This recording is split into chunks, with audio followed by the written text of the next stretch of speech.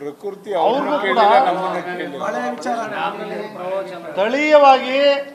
ಸ್ಥಳೀಯ ನಾಯಕರ ಅಭಿಪ್ರಾಯ ಪಡೆದಿಲ್ಲ. ನಾವು ವಿಧಾನಸಭೆಯಲ್ಲಿ ಆದ ಕೂಡಲೇ ಈ ಒಂದು ವಿಧಾನಸಭಾ ಹೋರಾಟದ ಜೊತೆನಲ್ಲೇ ನಾವು ಇದು ಮಾಡೋಣ ಅಂತ ಒಳ್ಳೆ ತೀರ್ಮಾನ ಕೈಗೊಂಡಿದ್ದಾರೆ. ಅವರ ದೃಷ್ಟಿಯಿಂದ ಇದು ಒಳ್ಳೆ ತೀರ್ಮಾನ, ಇದು ಅಪಸ್ವರದ ಪ್ರಶ್ನೆ ಇಲ್ಲ. ಆದರೆ ಸ್ಥಳೀಯವಾಗಿ ಬುಗುಲೆದ್ದಿರ್ತಕ್ಕಂಥದ್ದನ್ನು ನಾವು ಕಷ್ಟಗಳನ್ನು ಅವ್ರ ಕಣ್ಣೀರನ್ನು ನೋಡಿರೋದಕ್ಕೆ ನಾವೆಲ್ಲರೂ ಕೂಡ ಸ್ಪಂದಿಸಬೇಕು ಅಂತಕ್ಕಂಥದ್ದು ನಮ್ಮ ಮಾನವನ ಕರ್ತವ್ಯ.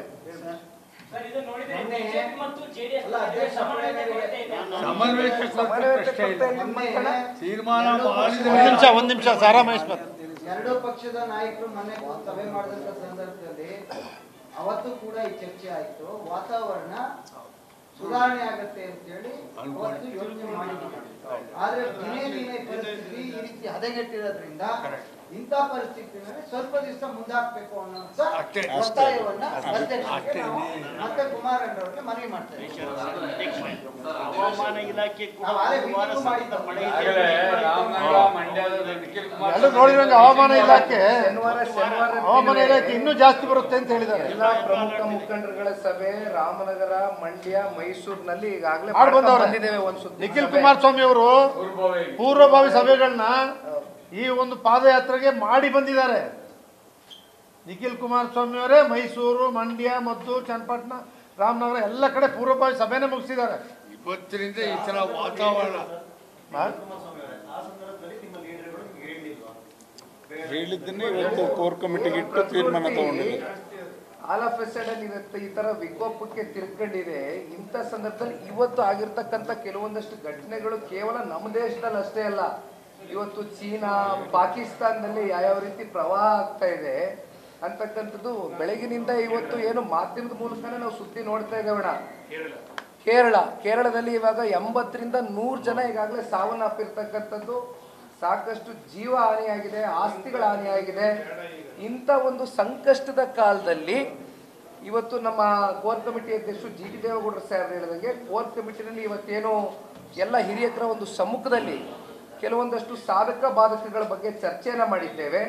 ಇವತ್ತು ಜನಗಳ ಒಂದು ಹಿತದೃಷ್ಟಿ ಅಣ್ಣ, ಯಾಕೆಂದರೆ ಪಾದಯಾತ್ರೆಗೆ ಬರ್ತಕ್ಕಂಥವರು ಸಹಸ್ರಾರು ಸಂಖ್ಯೆಯಲ್ಲಿ ಬರ್ತಾರೆ. ನಾಳೆ ಇದೇ ರೀತಿ ಮಳೆ ಧಾರಾಕಾರವಾಗಿ ಸುರಿದಂಥ ಸಂದರ್ಭದಲ್ಲಿ ಪ್ರಕೃತಿ ನಮ್ಮ ಕೈಯಲ್ಲಿಲ್ಲ, ಬರ್ತಕ್ಕಂಥವರ ಆರೋಗ್ಯ ಕೂಡ ಇವತ್ತು ನಾವು ಕಾಪಾಡ್ಕೊಳ್ಬೇಕಾಗ್ತದೆ. ಇವೆಲ್ಲ ದೃಷ್ಟಿಯಿಂದ ಇವತ್ತು ಈ ಸಭೆಯಲ್ಲಿ ಚರ್ಚೆ ನಡೆದಿದೆ. ಇಲ್ಲ, ಚರ್ಚೆ ಆಗಿದೆ. ಈಗ ಮೊನ್ನೆ ಕುಮಾರಣ್ಣವ್ರ ಗಮನಕ್ಕೆ ಕೋರ್ ಕಮಿಟಿ ಒಂದ್ ನಿಮಿಷ. ಹೌದು, ಅವ್ರ ಜೊತೆ ಮಾತಾಡ್ತೀವಿ.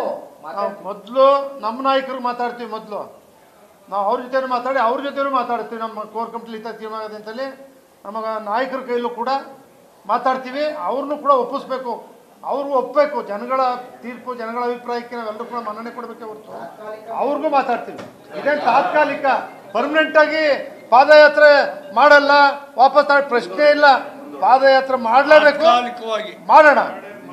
ಅಧಿವೇಶನದಲ್ಲಿ ಸರ್ ಕಾಂಗ್ರೆಸ್ ಸರ್ಕಾರ ವಿರುದ್ಧ ಬಿಜೆಪಿ ಮತ್ತೆ ಜೆಡಿಎಸ್ ಎರಡು ಅಷ್ಟು ಜೋರಾಗಿ ಹೋರಾಟ ಮಾಡುದು, ಅಲ್ಲೇ ಅಹೋರಾತ್ರಿ ಧರಣಿ ಮಾಡುದು. ಬಟ್ ಜಿ ಟಿ ದೇವೇಗೌಡರು ಗಟ್ಟಿದಾನಿ ಯಾಕೋ ಈ ಸಲ ಅಧಿವೇಶನದಲ್ಲಿ ಕೇಳಿಸ್ಲೇ ಇಲ್ಲ ಅಂತ.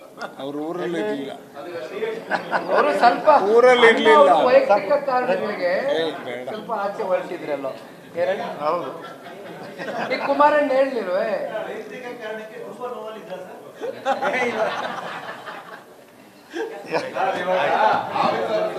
ನಿಮ್ಮ ಕುಟುಂಬದ ಸದಸ್ಯರು ಬನ್ನಿ.